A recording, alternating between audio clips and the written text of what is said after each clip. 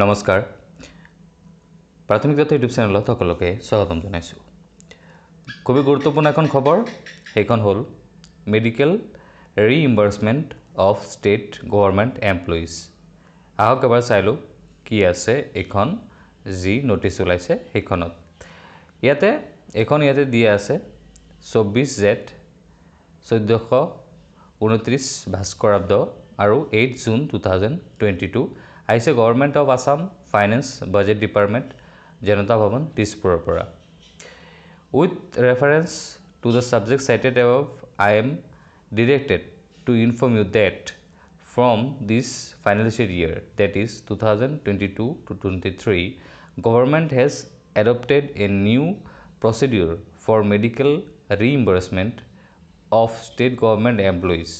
through Atal Amrit Abhiyan Society. However, since the new mode of medical reimbursement is not yet operational, the existing system of medical reimbursement has been temporarily revived and budget provision has also been made under the head of account under grant number 25. As such, you are kindly requested to take necessary step for withdrawal of medical reimbursement bill from the HA mentioned above as per extant rules and procedure.